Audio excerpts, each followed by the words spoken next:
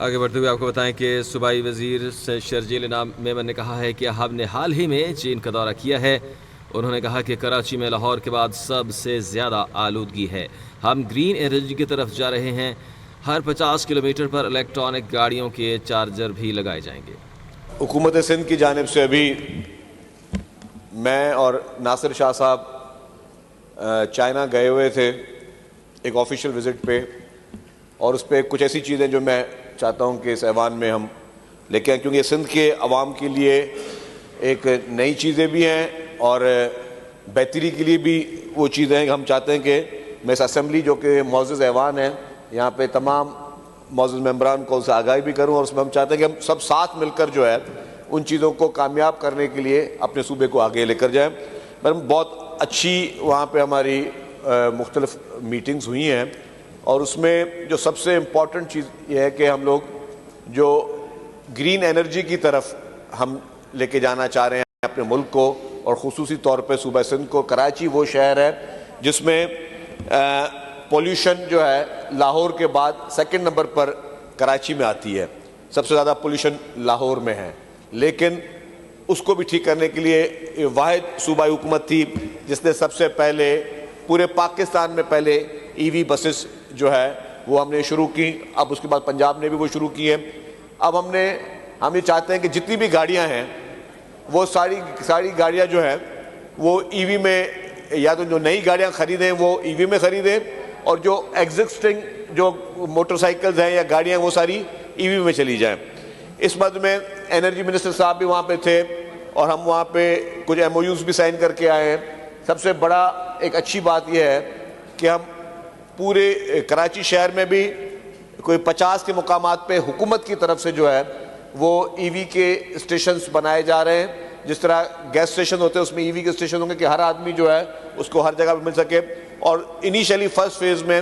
ہم نے یہ کیا کہ سندھ بھر میں ہر 50 کلومیٹر کے بعد جو ہے وہ ای وی کا چارجنگ اسٹیشن ہوگا, تاکہ لوگ جو گاڑیاں لیں اور وہ جہاں تک بھی جانا چاہیں تو سندھ بھر میں ہر 50 کلومیٹر پہ وہ اسٹیشن ان کو اویلیبل ملیں گے.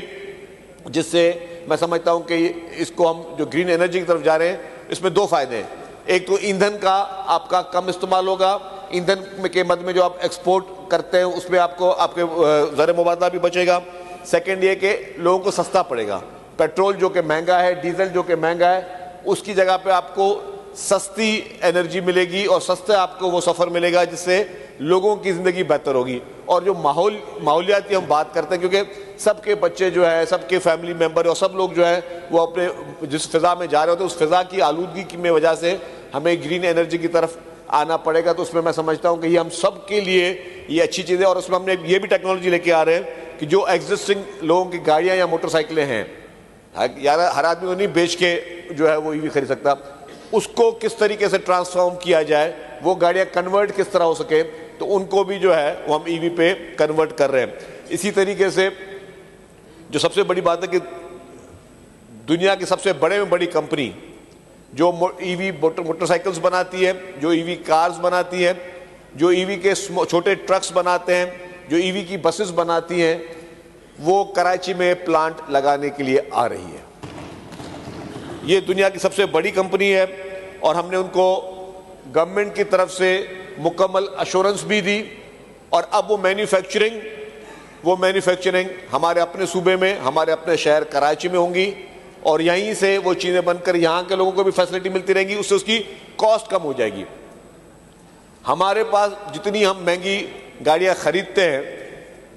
اس کے 25% پرائس پہ وہ گاڑیاں یہاں پہ اویلیبل ہوں گی, اور بہتر گاڑیاں ہوں گی, بہتر گارنٹی کے ساتھ ہوں گی, اپنے ملک میں بنے گی, اپنے ملک میں روزگار آئے گا, اپنے ملک میں لوگوں کو یہ فائدہ ہوگا. اس کے ساتھ ساتھ جو بھی ہماری جو امپورٹ کرتے ہیں اس میں ہمارا ذرائع مبادلہ اس سے بچے گا.